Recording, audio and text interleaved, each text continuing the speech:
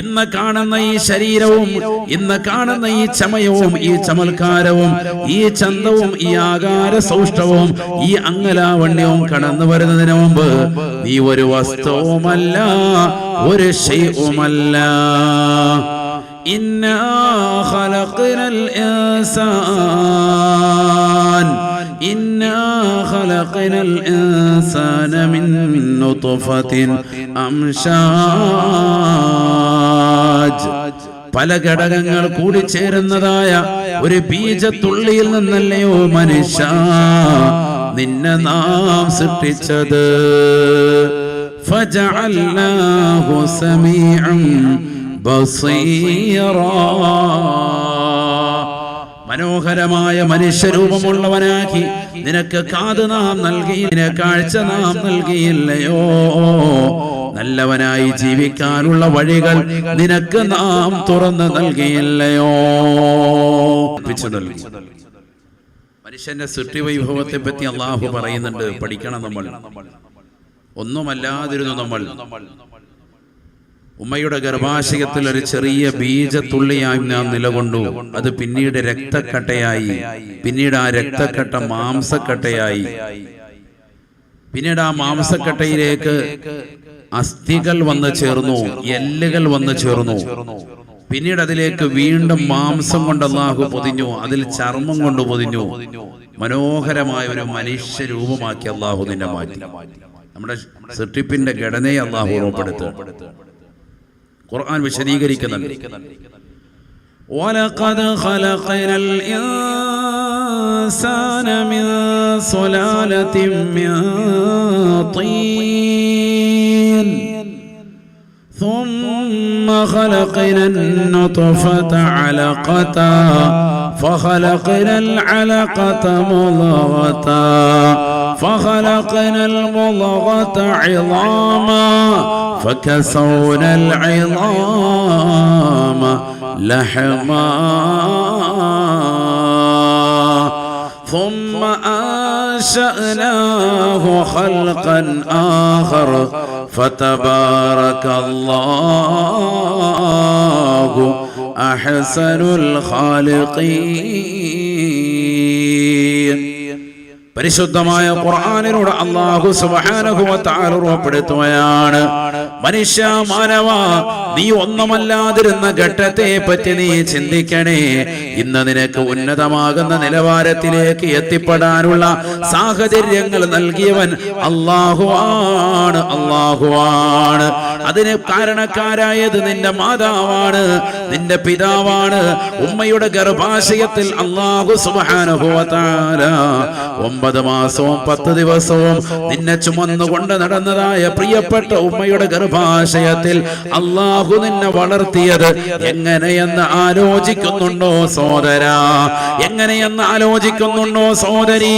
പരിശുദ്ധമായ ഖുർആനിലൂടെ അല്ലാഹു പറയുകയാണ്, വലഖദ് ഖലഖനൽ ഇൻസാന മിൻ സുലാലത്തിൻ മിൻ തീൻ. കളിമണ്ണിന്റെ സത്തയിൽ നിന്നാണ് മനുഷ്യനെ നാം സൃഷ്ടിച്ചത് എന്ന് വിശുദ്ധമായ ഖുർആൻ. ثم خلقنا النطفة علقة. ബീജത്തുള്ളിയായിരുന്ന മനുഷ്യ, ആ ബീജത്തുള്ളിയാകുന്ന മനുഷ്യനെ അല്ലാഹു സുബ്ഹാനഹു വ തആല ഒരു രക്തക്കട്ടയാക്കി മാറ്റുകയാണ്. ഉമ്മയുടെ ഗർഭാശയത്തിൽ അല്ലാഹു നമ്മെ സൃഷ്ടിച്ചതിന്റെ രൂപം ഖുർആൻ പറയാൻ, ഫജഅൽനാഹു ഫീ ഖറാരിൻ മകീൻ. വളരെ സൗകര്യപ്രദമാകുന്ന രീതിയിൽ ബൃഹത്താകുന്ന വലിയതാകുന്ന ഒരു ഫാക്ടറിയായി അല്ലാഹു സുബ്ഹാനഹു വ തആല നിന്റെ ഉമ്മയുടെ ഗർഭാശയത്തെ രൂപപ്പെടുത്തിയില്ലയോ? വലിയൊരു ഫാക്ടറിയാണ് യഥാർത്ഥത്തിൽ ഉമ്മയുടെ ഗർഭാശയം. ഘട്ടം ഘട്ടമായിട്ട് മനുഷ്യനെ യഥാർത്ഥ മനുഷ്യ രൂപത്തിലേക്ക് കൊണ്ടുവരാൻ ചെറിയൊരു ബീജത്തുള്ളി, വാപ്പയുടെ മുതുകിൽ കടന്ന ബീജം ഉമ്മയുടെ ബീജത്തോട് സങ്കലിച്ച് അത് ഭ്രൂണമായി ചെറിയ ബീജത്തുള്ളിയായിട്ട് ഇതാ ഉമ്മയുടെ ഗർഭാശയത്തിലേക്ക് വന്നു വീണു. അവിടെ നിന്ന് ഇതാ ഘട്ടം ഘട്ടമായിട്ട് അല്ലാഹു നിന്നെ വളർത്തിക്കൊണ്ടുവരുവാൻ. ثم خلقنا النطفة علقة ബീജത്തുള്ളിയായിരുന്ന നിന്നെ നാം സൃഷ്ടിക്കുകയാണ്, ഒരു രക്തക്കട്ടയാക്കി നാം മാറ്റുകയാണ്. ഫഖലഖനൽ അലഖത മുളഗത, ആ രക്തക്കട്ടയെ ഒരു മാംസപിണ്ഡമാക്കി നാം മാറ്റുകയാണ്. തീർന്നില്ല. ഫഖലഖനൽ മുളഅത ഇളാമാ, ആ മാംസക്കട്ടയിലേക്ക് നാം അസ്ഥികളെ, എല്ലുകളെ കൊണ്ട് പൊതിയുകയാണ്. ഫഖലഖനൽ മുളഗത ഇളാമാ ഫകസൗനൽ ഇളാമ ലഹ്മാ, ആ എല്ലുകൾ പൊതിഞ്ഞതാകുന്ന മാംസപിണ്ഡത്തിൽ വീണ്ടും നാം മാംസം കൊണ്ടുവന്ന് പൊതിയുകയാണ്. എല്ലിന്റെ മുകളിൽ വീണ്ടും നാം മാംസത്തെ നൽകുകയാണ്. ഫതബാറകല്ലാഹു അഹ്സനുൽ ഖാലിഖീൻ, അതിലേക്ക് ചർമ്മങ്ങളും വെച്ച് മനോഹരമായ രൂപസാദൃശ്യമുള്ള വ്യക്തിയായി അല്ലാഹു സുബ്ഹാനഹു വ തആല നിന്നെ പരിവർത്തനപ്പെടുത്തുകയാണ്. ചിന്തിക്കണം. നമ്മൾ ഉമ്മയെ കുറിച്ച് ചിന്തിക്കുമ്പോൾ ഉമ്മ സഹിച്ച ത്യാഗങ്ങൾ നമ്മൾ ചിന്തിക്കണം സഹോദരങ്ങൾ. നമ്മുടെ സൃഷ്ടിപ്പ് നമ്മളൊന്നുമല്ല. ഇന്നിപ്പോ വലിയ കാശുകാരനാണ്, ഇന്നിപ്പോ എടപ്പാളിൽ അറിയപ്പെട്ടതാകുന്ന വലിയ മർച്ചന്റാണ്, വലിയ കച്ചവടക്കാരനാണ്, വലിയ ബിസിനസിന്റെ ഉടമയാണ്, സമ്പന്നതയുടെ മടിത്തട്ടിൽ വിരാജിക്കുന്നവനാണ്. എന്നാൽ നീ ഒന്നുമല്ലാതിരുന്ന ഘട്ടത്തെ പറ്റി നീ ചിന്തിക്കണം. ഒന്നുമല്ലാതിരുന്നു, അവിടുന്ന് നിന്നെ വളർത്തിക്കൊണ്ട് വന്നത്, പരിവർത്തനപ്പെടുത്തിയത്, എല്ലാ പാകപ്പെടുത്തലുകളും ഉണ്ടായത് ഉമ്മയുടെ ബൃഹത്തായ ഗർഭാശയമെന്ന ആ വലിയ ഫാക്ടറിയിലാണ്. നമ്മൾ മനസ്സിലാക്കണം. ഹദീസുണ്ട്, ഇഷ്ടം പോലെ ഉണ്ട്. നബിയനാ റസൂലുള്ളാഹി സ്വല്ലല്ലാഹു അലൈഹി വസല്ലമ തങ്ങൾ പറഞ്ഞില്ലയോ, ഇന്ന അഹദകും യുജ്മഉ ഖൽഖഹു ഫീ ബത്നി ഉമ്മിഹി 40 യൗമാ, തീർച്ചയായും നിങ്ങളുടേതാകുന്ന ഉമ്മയുടെ ഗർഭാശയത്തിൽ നിങ്ങളുടേതാകുന്ന പാകപ്പെടുത്തലുകൾ, മനുഷ്യ നിന്നയുടെ സൃഷ്ടിപ്പിൻ്റെതാകുന്ന തുടക്കം അല്ലാഹു സുബ്ഹാനഹു വ തആല 40 ദിവസങ്ങളായിട്ടാണ് നടത്തിയത് എന്ന് ഹബീബുനാ ശഫീഉനാ റസൂലുള്ളാഹി.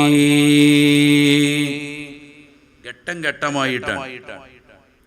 ബേജത്തുള്ളിയായിരുന്ന നിന്നെ ഒരു മാംസക്കട്ടയിലേക്ക് അല്ലാഹു സുബ്ഹാനഹു വ തആല കൊണ്ടുവന്നു. ആ മാംസക്കട്ടയായിട്ട് 40 ദിവസം നീ നിലകൊണ്ടു. പിന്നീടുള്ള 40 ദിവസം അല്ലാഹു സുബ്ഹാനഹു വ തആല രക്തക്കട്ടയായി നിലകൊണ്ട നിന്നെ പിന്നീടുള്ള 40 ദിവസം നിന്നെ ഒരു മാംസക്കട്ടയിലേക്ക് രൂപപ്പെടുത്തി. 80 ദിവസം കഴിഞ്ഞപ്പോൾ നിന്റെ ശരീരത്തിലേക്ക് എല്ലുകളെ അല്ലാഹു നൽകി. പിന്നീടുള്ളതാകുന്ന 40 ദിവസം കൂടി കഴിഞ്ഞ് 120 ദിവസം എത്തിയപ്പോൾ ശരീരത്തിലേക്ക് മാംസം അല്ലാഹു പൊതിഞ്ഞു. 120 ദിവസം കഴിഞ്ഞപ്പോൾ സുമ്മ ഉർസില ഇലൈഹിൽ മലക്കു, ഒരു മലക്കിനെ അല്ലാഹു അയച്ചു. 4 മാസം കഴിഞ്ഞപ്പോൾ ഫയൻഫുഖു ഫീഹി റൂഹ, അല്ലാഹു സുബ്ഹാനഹു വ തആല ആത്മാവിനെ ആ മലക്കുകൾ മുഖേന അവനിലേക്ക്, ആ കുട്ടിയിലേക്ക് ഊതി. വിവാഹം കഴിഞ്ഞ് 4 മാസം എത്തുമ്പോൾ ഭാര്യ ഗർഭിണിയായ പെണ്ണ് അവളുടെ വയറ്റിലൊരു തുടിപ്പുണ്ടാകും, അല്ലേ? എന്താണ് ആ തുടിപ്പ്? ഒരു ജീവന്റെ തുടിപ്പാണ്.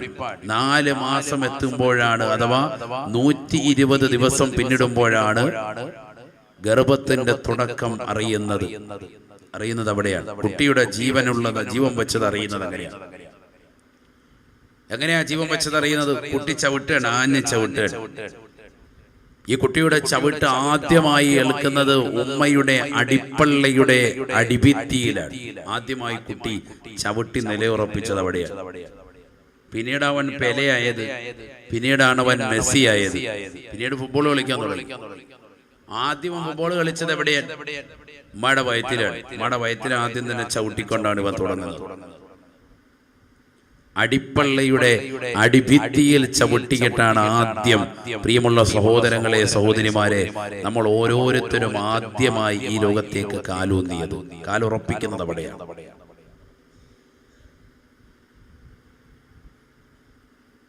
ആ സമയത്ത് ഉമ്മ പലപ്പോഴും ഉറങ്ങിയിട്ടുണ്ടായിരുന്നില്ല. നിങ്ങൾ ചോദിച്ചു നോക്കി, ജീവിച്ചിരിക്കുന്ന നമ്മുടെ മാതാപിതാക്കളോട്, പ്രത്യേകിച്ച് ഉമ്മയോട് ചോദിക്കുന്നു, ഉമ്മ അനുഭവിച്ച ത്യാഗം എത്രയാണ്, അവരുടേതാകുന്ന പ്രസവ കാലഘട്ടങ്ങളിൽ അവരനുഭവിച്ച തീഷ്ണമാകുന്ന യാതനകൾ എത്രയാണ്. പലപ്പോഴും നിന്റെ ചവിട്ടി ഏറ്റിട്ട് ഉമ്മ വളരെയേറെ പ്രയാസപ്പെട്ടിട്ടുണ്ട്, വേദന കൊണ്ട് ബുദ്ധിമുട്ടിയിട്ടുണ്ട്. ചില ഭാഗങ്ങൾ ചെരിഞ്ഞവർക്ക് കടക്കാൻ തന്നെ പ്രയാസമായിരുന്നു. പ്രസവത്തിന്റെ എളുപ്പത്തിന് വേണ്ടി ഡോക്ടർ പറഞ്ഞ നിർദ്ദേശത്തിന് പ്രകാരം അതേ രീതിയിൽ തന്നെ കടന്നുപോയ ഉമ്മമാരുണ്ട്. ഇപ്പുറത്തേക്ക് കടന്നാൽ അവർക്ക് ഒരുപാട് ആശ്വാസമുണ്ട്. പക്ഷെ അങ്ങനെ കടന്നാൽ അത് കുട്ടിയുമായി പ്രശ്നമാവും, പ്രസവം പ്രയാസമാകും, കുട്ടിക്ക് അത് അപകടമാകുമെന്ന് ഡോക്ടർമാർ പറഞ്ഞതിന്റെ പേരിൽ ആ ഒരു ഭാഗത്തേക്കുള്ള കടത്തം തന്നെ ഒഴിവാക്കി കുട്ടിക്ക് അനുകൂലമായി വിധി ഉണ്ടാവട്ടെ, അവൻ ആരോഗ്യവാനാകട്ടെ, അവന് യാതൊരുവിധ പ്രയാസവും ഉണ്ടാവരുത് എന്ന് മനസ്സിലാക്കി ഉമ്മയുടെ അടിപ്പള്ളയുടെ അടിഭിത്തിയിൽ ചവിട്ടിക്കൊണ്ടിരിക്കുന്ന മകന് വേണ്ടുന്നതാകുന്ന രീതിയിലുള്ള സംരക്ഷണം കൊടുത്തുകൊണ്ട് നിലകൊണ്ടു പ്രിയപ്പെട്ട മാതാവ്, പ്രിയപ്പെട്ട ഉമ്മ. നമ്മൾ മനസ്സിലാക്കണം, 9 മാസവും 10 ദിവസവും ആ ഉമ്മയുടെ വയറ്റിൽ നാം കടന്നു. എത്ര മനോഹരമായ സുന്ദരമായ നാളുകളായിരുന്നു. നമ്മൾ ചിന്തിക്കണം, നമ്മൾ മനസ്സിലാക്കണം. ഇന്നത്തെ തലമുറയിൽ പലരും അറിയുന്നില്ല ആ വിഷയം. ഉമ്മയുടെ മേല് ചവിട്ടാൻ വേണ്ടി കാലൂന്നുന്നതാകുന്ന ചെറുപ്പക്കാര് നമുക്കിടയിലുണ്ട്. വാപ്പയ്ക്ക് നേരെ കൈ ചൂണ്ടുന്നവരുണ്ട്. നീ അറിയണം, നീ ഒന്നുമല്ലാതിരുന്ന കാലഘട്ടം നിനക്കുണ്ടായിരുന്നു. ഇന്നുള്ള ഈ ആരോഗ്യവും ഈ തടിയും തന്റെ ഇടവും, ഇന്ന് ഈ വാക്സാമർത്ഥ്യവും, ഇന്ന് ഉമ്മയും വാപ്പയും ഒക്കെ ചീത്ത വിളിക്കാൻ പറ്റുന്ന രീതിയിലുള്ളതാകുന്ന ഒരവസ്ഥയിലേക്കുമൊക്കെ പടച്ച റബ്ബ് നിന്നെ എത്തിച്ചു. ഇതൊന്നുമില്ലാതിരുന്ന ഒരു കാലഘട്ടം നിന്റെ ജീവിതത്തിൽ ഉണ്ടായിരുന്നു. നീ തിരിച്ചറിയണം. അള്ളാഹു നമ്മുടെ മാതാപിതാക്കൾക്ക് പുറത്തു കൊടുക്കുമാറാവട്ടെ. ആമീൻ പറയും. ആ ബക്കറ്റ് ഒന്നും കൊണ്ടുവന്നോളൂ, ഒരു ചെറിയൊരു സദഖ. ഹാരിസില്ല അവിടെ.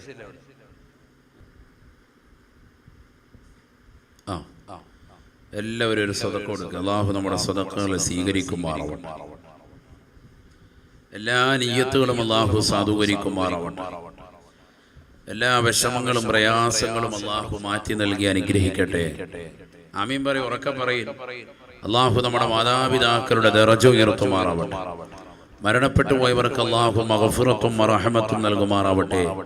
ജീവിച്ചിരിക്കുന്നവർക്ക് അള്ളാഹു ആഫിയത്തുള്ള ദീർഘായുസ് പ്രദാനം ചെയ്യുമാറാവട്ടെ. അവർക്ക് വേണ്ട രീതിയിലുള്ള ഖിദ്മാത്തുകൾ ചെയ്യാൻ അള്ളാഹു നമുക്കെല്ലാവർക്കും തൗഫീഖ് നൽകുമാറാവട്ടെ. അവരുടേതാകുന്ന ഖിദ്മത്തെടുത്തുകൊണ്ട് സ്വർഗം പുൽകാൻ അള്ളാഹു നമുക്ക് ഏവർക്കും തൗഫീഖ് നൽകുമാറാവട്ടെ. ആമീൻ ബിറഹ്മതിക യാ അർഹമർ റഹീം.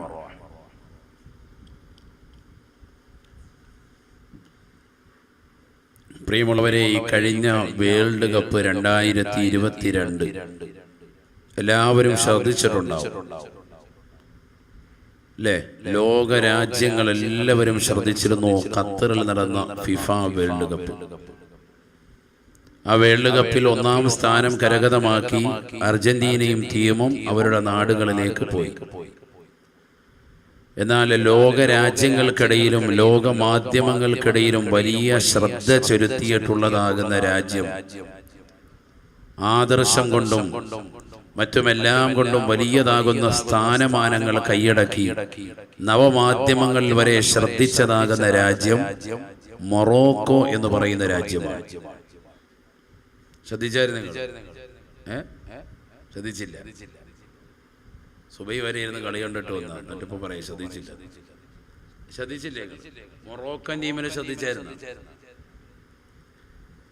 മൊറോക്കോ രാജ്യം എന്താണ്? മൊറോക്കോ രാജ്യത്തെ മറ്റുള്ള രാജ്യങ്ങളിൽ നിന്ന് വ്യതിരക്തമാക്കിയത് എന്തുകൊണ്ടാണ്? ഇസ്ലാമികമാകുന്ന രാജ്യമായതുകൊണ്ട് മാത്രമല്ല, മറിച്ച് ആ രാജ്യത്തിലുള്ളതാകുന്ന ആളുകൾ അവിടെ ഇവിടെ വന്ന് കളിച്ച് 4-ാം സ്ഥാനം കരഗതമാക്കി 206 കോടി രൂപയുമായി അവരവരുടെ രാജ്യത്തേക്ക് പറന്നുപോയി. എന്തുകൊണ്ടാണ് അവരെ മറ്റു രാജ്യക്കാരെല്ലാവരും ശ്രദ്ധിക്കാനും മാധ്യമങ്ങളെല്ലാം അവരെ പ്രത്യേകമായി വാഴ്ത്താനുമുള്ള കാരണം എന്താണ്? ശരിക്കും ശ്രദ്ധിക്കണം നിങ്ങൾ. മലപ്പുറം ജില്ല ആയതുകൊണ്ടും ഫുട്ബോൾ കളിച്ച് ഇഷ്ടപ്പെടുന്ന കൗമായതുകൊണ്ടാണ് ഇതിടയ്ക്ക് പറയുന്നത്. അപ്പൊ നല്ല ശ്രദ്ധിക്കും. അതുകൊണ്ടാണ് ഇതിടയ്ക്ക് ഇത് പറയുന്നത്. നിങ്ങൾ ശ്രദ്ധിക്കണം, നിങ്ങൾ അറിഞ്ഞിരിക്കേണ്ട ടീമാണത്. മൊറോക്കോ രാജ്യത്തെ മറ്റുള്ളതാകുന്ന രാജ്യക്കാരിൽ നിന്ന് ശ്രദ്ധ ചെലുത്താൻ കാരണം എന്താണ്? കഴിഞ്ഞ 24 വർഷമായി അവരൊരൊറ്റ കളി പോലും വേൾഡ് കപ്പിൽ ഇന്ന് വരെ ജയിച്ചിട്ടില്ല.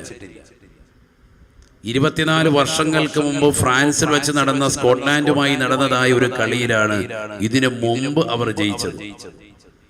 24 വർഷങ്ങൾക്കിപ്പുറം വേൾഡ് കപ്പിൽ 4ാം സ്ഥാനക്കാരായി 32 രാജ്യങ്ങൾ മാറ്റുരച്ചതാകുന്ന ഖത്തറിലെ വേൾഡ് കപ്പിൽ 4ാം സ്ഥാനം കരഗതമാക്കി 206 കോടി രൂപയുമായി അവർ പറന്നകലുമ്പോൾ അവർ വലിയ ഉയർച്ചയിലേക്ക്, അട്ടിമറി വിജയത്തിലേക്ക് അവർ എത്തിയിട്ടുണ്ടായിരുന്നു. എന്താണ് അതിന്റെ കാരണം? കാരണങ്ങൾ പലതും ഉണ്ടാകാം. കളിക്കളത്തിലുള്ളതാകുന്ന വലിയതാകുന്ന അവരുടേതാകുന്ന പ്രത്യേക തീരുമാനങ്ങളും കാര്യങ്ങളും ഒക്കെ ഉണ്ടെങ്കിൽ പോലും ഞാൻ മനസ്സിലാക്കുന്നതും പത്രമാധ്യമങ്ങളിലൂടെയും ദൃശ്യശ്രാവ്യ മാധ്യമങ്ങളിലൂടെയും ഒക്കെ എഴുതിയും കണ്ടുമൊക്കെ നമ്മൾ മനസ്സിലാക്കിയത്, അവർ ഓരോ ഗോൾ അടിച്ചു കഴിയുമ്പോഴും ഗാലറിയിലേക്ക് ഓടിപ്പോയി അവരുടെ പ്രിയം കൊടുത്തിട്ടായിരുന്നു തിരിച്ചു വന്നത് ആ കളിക്കാർ. ഒരുപക്ഷെ ഇന്ന് വേൾഡ് കപ്പ് എന്നല്ല, മറ്റുള്ള ഏത് കളികളായിരുന്നാലും അതിലൊന്നും ഇന്ന് വരെ കാണാത്ത ഒരു പ്രക്രിയയായിരുന്നു. പ്രത്യേകിച്ച് വേൾഡ് കപ്പിൽ ഇതുവരെ ദർശിക്കാത്ത ഒരു സംഭവമായിരുന്നു. മാതാവിനെ കെട്ടിപ്പുണർന്ന് ചുംബനം കൊടുക്കുക എന്ന് പറയുന്നത് ഇന്ന് വരെ നടന്ന സംഭവമല്ല.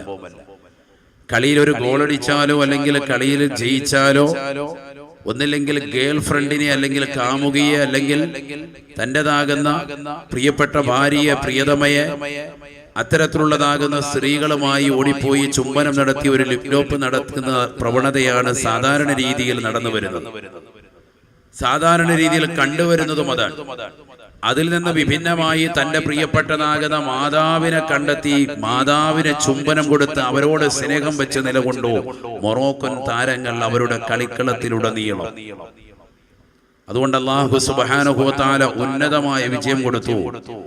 സഹോദരങ്ങളെ, നിങ്ങൾ മനസ്സിലാക്കണം, ലോക രാജ്യങ്ങൾക്കിടയിൽ അവരെ വളരെയേറെ ശ്രദ്ധിക്കപ്പെട്ടു. എഴുതാത്ത മാധ്യമങ്ങളില്ല. മലയാളത്തിലെ ഒരു പ്രമുഖ പത്രം അന്നത്തതാകുന്ന എഡിറ്റോറിയൽ പേജിൽ മുത്തശ്ശി പത്രം, മുസ്ലിം പത്രമൊന്നുമല്ല, ഒരു മുത്തശ്ശി പത്രം അതിന്റെ എഡിറ്റോറിയൽ പേജിൽ തലക്കെട്ടിതായിരുന്നു, മൊറോക്കയുടെ സമ്മാനം ഉമ്മയ്ക്ക് ഒരു ഉമ്മ എന്നായിരുന്നു. മൊറോക്കയുടെ സമ്മാനം ഉമ്മയ്ക്ക് ഒരു ഉമ്മ. സഹോദരങ്ങളെ മനസ്സിലാക്കണം, ഇത്രത്തോളം മാധ്യമങ്ങളിൽ ശ്രദ്ധ ചെലുത്തി എഴുതേണ്ട അഹ്ലുകാരൊക്കെ എഴുതി, മനസ്സിലാക്കേണ്ടതാകുന്ന ചിന്തകന്മാരെല്ലാവരും മനസ്സിലാക്കി. ഇസ്ലാം, മുസ്ലിം ഒരു ഉമ്മാക്ക് നൽകുന്ന സ്ഥാനം വളരെ വലുതാണ്. ഇതൊരു നിസ്സാരമായ ആദർശമല്ല, വലിയ ആദർശമാണ് എന്ന് ലോകം തിരിച്ചറിഞ്ഞു.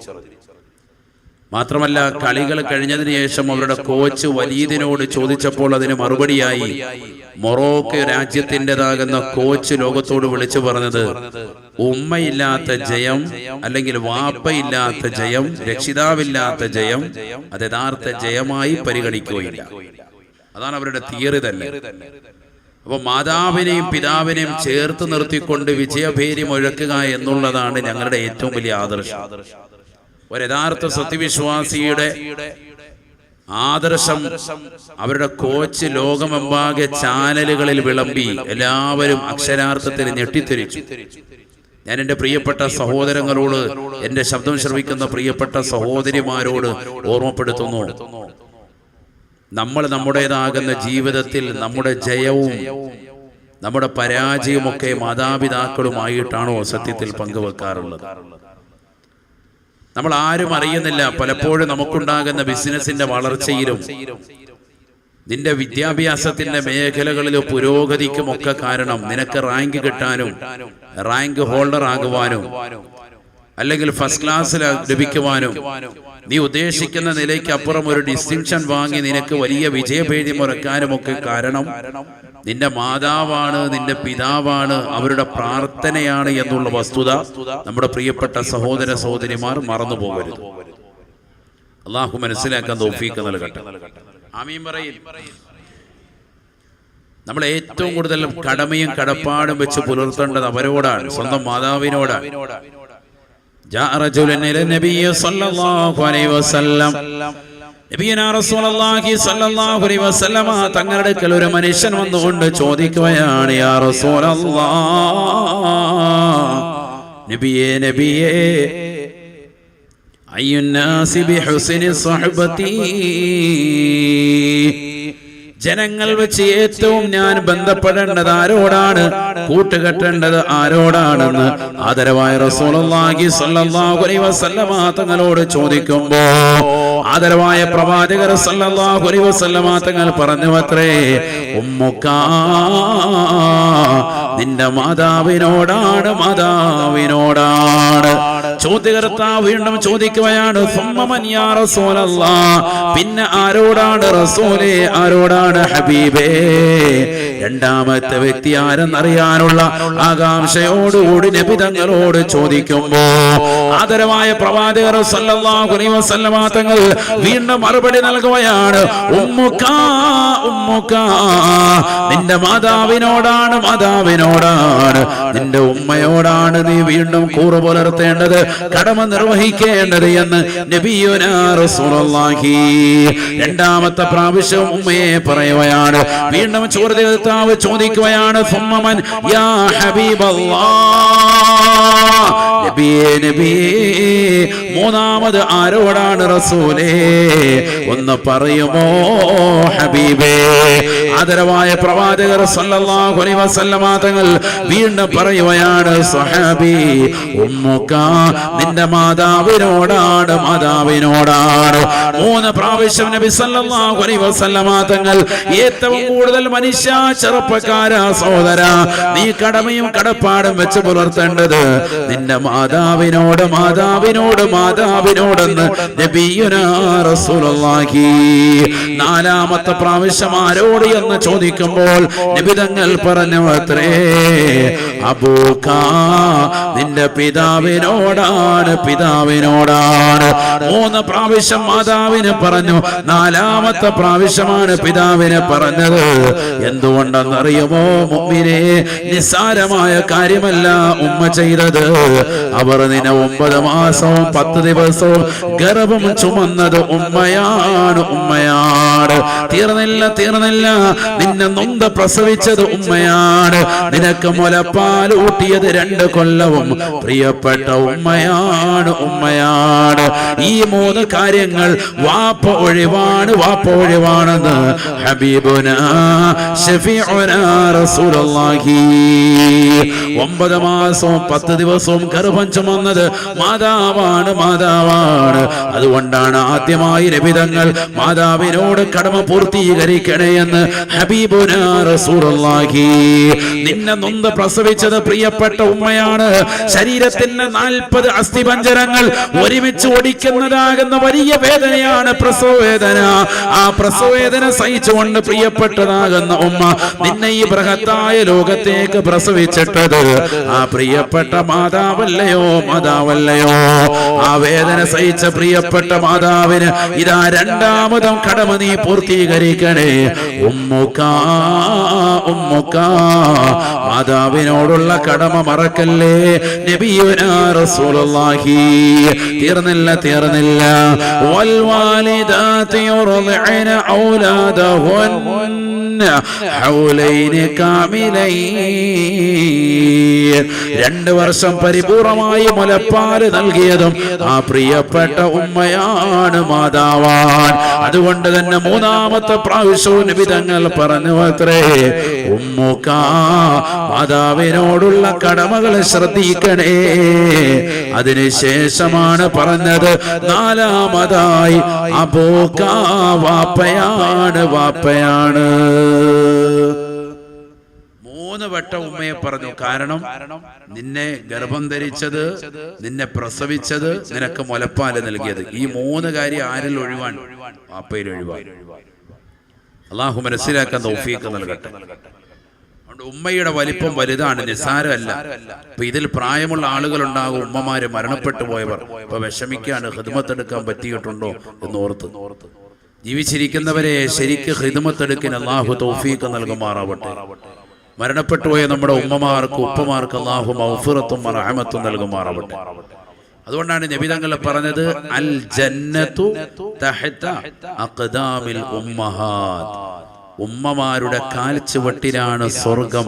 ഹബീബ് മുഹമ്മദ് മുസ്തഫ ശരിക്ക് ഹിദ്മത്തെടുക്കണം. ഉമ്മ ജീവിച്ചിട്ടുണ്ടെങ്കിൽ നേരെ ചെന്ന് അവരുടെ കാല് കഴുകി അവരുടെ കൈ പിടിച്ച് മുത്തണം. ഏത് യാത്രയിൽ പോകുമ്പോഴും എപ്പോഴും അവരോട് അസ്സലാമു അലൈക്കും പറഞ്ഞ് യാത്ര പോകണം. പോകുമ്പോ വാപ്പയുടെയും ഉമ്മയുടെയും കൈ ചുംബിച്ചിട്ട് പോകണം. അതാണ് ഇസ്ലാമിക രീതി. നമുക്ക് മടിയാൻ ചുക്കിച്ചുളിഞ്ഞതാകുന്ന ആ കയ്യിൽ എങ്ങനെ ചുമ്മനം കൊടുക്കും, എങ്ങനെ നല്ല ചൂട് ചായ വരുന്നുണ്ട്, എല്ലാവരും കയറിയിരുന്നു. വേഗാട്ടെ, അള്ളാഹു ബർക്കത്ത് വരികട്ടെ. ശ്രദ്ധിക്കണേ. നമുക്ക് മടിയാൻ കരിപുരണ്ട വസ്ത്രം ധരിച്ച് അടുക്കളയിൽ നിലകൊള്ളുന്ന പ്രിയപ്പെട്ട മാതാവിനൊരു ചുംബനം കൊടുക്കാൻ, പകലന്തിയോളം നിനക്ക് വേണ്ടി പാടത്തും പറമ്പത്തും പട്ടിണി കിടന്നുകൊണ്ട് പണിയെടുത്ത പ്രിയപ്പെട്ടതാകുന്ന പിതാവിന്റെ കരങ്ങളിലൊന്ന് ചുംബിക്കാൻ ഇന്നത്തെ തലമുറ മടിക്കാൻ വലിയ മടിയാൻ. ഇതൊക്കെ പറഞ്ഞാലും കേട്ടാലും ഒരു അറപ്പുളവാക്കുന്ന അവസ്ഥയിലേക്ക് ഇന്നത്തെ തലമുറ മാറി. അള്ളാഹു നമ്മളെ കാക്കുമാറാവട്ടെ. അവർ സഹിച്ച ത്യാഗം മനസ്സിലാക്കണമെങ്കിൽ നമ്മളൊരു പിതാവാകണം, നമ്മുടെ ഭാര്യ ഒരു മാതാവാകണം. അപ്പോഴേ യഥാർത്ഥത്തിൽ മാതാവും പിതാവും സഹിച്ച ത്യാഗങ്ങൾ നമ്മൾ ശരിക്കും തിരിച്ചറിയുള്ളൂ. അല്ലാതെ എത്ര വാള് പറഞ്ഞാലും മനസ്സിലാവും. അള്ളാഹു നമുക്ക് മനസ്സിലാക്കാൻ തൗഫീഖ് നൽകട്ടെ. അള്ളാഹു തൗഫീഖ് നൽകട്ടെ. ووصينا الإنسان بوالديه إحسانا ووصينا الإنسان بوالديه إحسانا حملته أمه كرها ووضعته كرها وحمله وفصاله 30 شهرا. പരിശുദ്ധമായ ഖുർആനിലൂടെ അല്ലാഹു സുബ്ഹാനഹു വ തആല ഉറപ്പെടുത്തുകയാണ്, മനുഷ്യരോട് നാം വസിയത്ത് നൽകി, അവർക്ക് സതുപദേശം നൽകി, മാതാവിനും പിതാവിനും ഗുണം ചെയ്യണേ, ഗുണം ചെയ്യണേ. അല്ലാഹു സുബ്ഹാനഹു വ തആല മനുഷ്യരാശികളോട് വസിയത്ത് നൽകി, ഉപദേശം നൽകി. എന്ത്? മാതാവിനും പിതാവിനും നീ ഗുണം ചെയ്യണം. എന്തുകൊണ്ട്? ഹമലതുഹു ഉമ്മുഹു കുർഹാ, വളരെ പ്രയാസം സഹിച്ചുകൊണ്ടാണ് അവനെ മാതാവ് ഗർഭം ചുമന്നത്. വവളഅതുഹു കുർഹാ, ഒരുപാട് പ്രയാസം സഹിച്ചുകൊണ്ടാണ് അവനെ ഉമ്മ നൊന്ത് പ്രസവിച്ചത്, വളരെ പ്രയാസപ്പെട്ടുകൊണ്ട് പ്രസവിച്ചത്. നൊന്ത് പ്രസവിക്കുക എന്നാണ് പറയുക, അല്ലേ? പറഞ്ഞാൽ വേദന വന്ന് പ്രസവിക്കുക. വളരെയേറെ ബുദ്ധിമുട്ടും ത്യാഗവും ഉമ്മ സഹിച്ചു. വഹംലുഹു വഫിസാലുഹു 30 ശഹറാ, അവനെ മുലയൂട്ടിയതും അവനെ മുലപ്പാല് നൽകിയതും അവനെ ഗർഭം ധരിച്ചതുമായ കാലയളവ് 30 മാസമാണെന്ന് വിശുദ്ധമായ ഖുർആൻ. ശരിക്കും ശ്രദ്ധിക്കുക, ചായ കുടിക്കുന്നവരിൽ ശ്രദ്ധ പോകണ്ട. ഖുർആനിന്റെ ഈ വാക്യം അതിശയത്തോടു കൂടിയിട്ടാണ് ശാസ്ത്രം പരിശോധന നടത്തിയത്. ശ്രദ്ധിക്കണം. എത്ര നാളാണ് ഗർഭധാരണം, എത്ര നാളാണ് മുലയൂട്ടൽ? ഖുർആൻ പറയുന്നു, ഒരു കുഞ്ഞിനെ മുലയൂട്ടേണ്ടത് ആണായിരുന്നാലും പെണ്ണായിരുന്നാലും എത്ര നാളാണ്? 2 വർഷം പൂർത്തിയായി മുലപ്പാൽ കൊടുക്കണം. സഹോദരിമാര് ശ്രദ്ധിക്കണേ, 2 വർഷം മുലപ്പാല് പരിപൂർണമായി കൊടുക്കണം. മുലപ്പാലുണ്ടെങ്കിൽ അത് കൊടുത്തേ പറ്റൂ. എങ്കിലേ കുട്ടിക്ക് നല്ല ബോധമുണ്ടാവുള്ളൂ, ബുദ്ധി ഉണ്ടാവുള്ളൂ, നല്ല ഉന്മേഷം ഉണ്ടാവുള്ളൂ, നല്ല ആരോഗ്യവാനാകുള്ളൂ. എല്ലാ പോഷകങ്ങളും ചേർന്നിട്ടുള്ളതാണല്ലോ മുലപ്പാൽ, അത് നൽകണം. അല്ലാതെ ആൺകുട്ടിക്ക് 2 വയസ്സ് വരെ, പെൺകുട്ടിക്ക് 1.5 വയസ്സ് വരെ, അങ്ങനെ ഒരു നിയമവും ഇല്ല. 2 വയസ്സ് വരെ പൂർത്തിയായി മുലപ്പാല് നൽകണം, ആണിനും പെണ്ണിനും. വിശുദ്ധ ഇസ്ലാമിന്റെ നിയമമാണ്. വൽവാലിദാതു യുർളിഅന ഔലാദഹുന്ന ഹൗലൈനി കാമിലൈൻ, പൂർത്തിയായി 2 വർഷം മുലപ്പാൽ കൊടുത്തിരിക്കും. പലപ്പോഴും 6 മാസം കഴിയുമ്പോൾ അല്ലെങ്കിൽ 1 വർഷം കഴിയുമ്പോൾ പിന്നെ മഞ്ഞപ്പുല്ല് വാങ്ങിക്കാൻ പോവാണ്. മഞ്ഞപ്പുല്ല് വാങ്ങിച്ച് കുട്ടിയുടെ ചെഞ്ചുണ്ടിൽ തേച്ച് കൊടുക്കുക, എങ്ങനെയെങ്കിലും മുലപ്പാൽ കൂടി നിർത്തുകയാണ്. അങ്ങനെ പാടില്ല. കുട്ടികൾക്ക് 2 വർഷം എന്ത് ചെയ്യണം? മുലപ്പാൽ പരിപൂർണമായി നൽകിയിരിക്കണം. അല്ലാഹു തൗഫീഖ് നൽകട്ടെ. 2 വർഷം എന്ന് പറയുമ്പോൾ മാസക്കണക്കിന് എത്രയായി? പറയ്, സ്കൂളിൽ പോയിട്ട് വരാം. 24. മാഷാ അല്ലാഹ്. എന്താണ് കൂടെ റസ്കോ കഴിക്കാനായിട്ട്? അതിൻ്റെ ഇടയിൽ കൂട്ടാൻ പറ്റുന്നില്ല. 24 മാസമായി. മൊത്തവും ഗർഭധാരണവും മുലപ്പ് കൊടുക്കലും കൂടി ഖുർആൻ പറഞ്ഞത് എത്രയാ? 30 മാസമാണ്. വഫിസാലുഹു വഹംലുഹു വഫിസാലുഹു 30 ശഹറാ. ഗർഭധാരണവും മുലപ്പാല് നൽകലും എല്ലാം കൂടി 30 മാസമാണെന്ന വിശുദ്ധമായ ഖുർആൻ. അപ്പൊ 24 മാസം എന്തായി? മുലപ്പാല് കൊടുക്കലായി. പിന്നെ എത്ര മാസം ബാക്കിയുണ്ട്? 30-ല് 6 മാസം. അപ്പൊ ഗർഭധാരണം എത്ര മാസം കൊണ്ടുണ്ടാകാം? 6 മാസം കൊണ്ടുണ്ടാകാം. എത്രയോ കുടുംബജീവിതം, ദാമ്പത്യ ജീവിതം താറുമാറായിട്ടുണ്ടെന്നറിയുമോ നിങ്ങൾക്ക്? നിങ്ങൾ പരിശോധിച്ച് നോക്കി. പെണ്ണ് 6 മാസം കൊണ്ട് ഗർഭവതിയാകുമ്പോൾ ഭർത്താവ് പ്രശ്നമുണ്ടാക്കുന്നു. 9 മാസവും 10 ദിവസം വേണം. 6 മാസം കൊണ്ടാവൂല. ഇതെന്റെ ഭാര്യയല്ല, അല്ലെങ്കിൽ എന്റെ കുഞ്ഞല്ല, ഇതെനിക്ക് ജനിച്ച കുഞ്ഞല്ല എന്ന് പറഞ്ഞ് പ്രശ്നമുണ്ടാക്കി എത്രയോ കേസുകളുണ്ട്. എത്രയോ ദാമ്പത്യ ജീവിതം താറുമാറായി പോയിട്ടുണ്ട്. എന്നാൽ ഖുർആൻ പറയുന്നു 6 മാസം കൊണ്ട് എന്തുണ്ടാവാം? ഗർഭധാരണം പൂർത്തിയാവാം. ഖുർആനാണ്. ഇപ്പൊ ശാസ്ത്രം ഈ അടുത്ത് ആ സത്യം അംഗീകരിച്ചു. 1400 വർഷം മുമ്പ് ഖുർആൻ പറഞ്ഞ സത്യം ഇപ്പോഴാണ് ശാസ്ത്രം ബോധം വീണത്. ഇത്രയും വർഷങ്ങൾക്കിപ്പുറം, 1400 കൊല്ലങ്ങൾക്കിപ്പുറം ഇപ്പൊ അംഗീകരിച്ചു. പൂർണ്ണമായ ഒരു പെണ്ണ് ഗർഭവതിയാകാൻ എത്ര മാസം മതി? 6 മാസം മതി എന്ന് ശാസ്ത്രം ഇപ്പോൾ അംഗീകരിച്ചു. ഖുർആൻ എപ്പോഴാണ് ഇത് പറഞ്ഞത്? 1400 വർഷം. മനസ്സിലാക്കണം ഖുർആന്റെ മുഅ്ജിസത്ത്, അമാനുഷിക ശക്തി.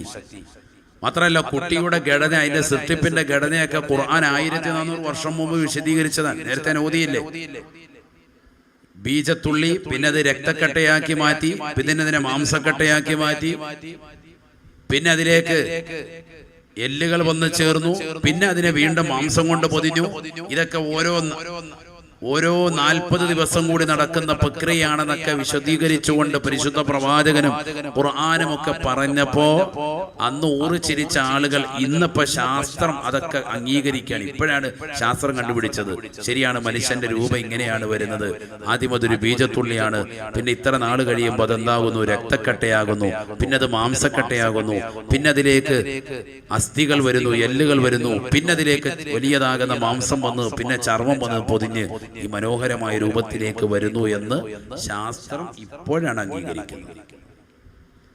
ഖുർആൻ നേരത്തെ ലോകത്തോട് വിളിച്ചു പറഞ്ഞു. സഹോദരങ്ങളെ, നമ്മൾ ചിന്തിക്കണം, മനസ്സിലാക്കേണ്ട വിഷയമാണ്.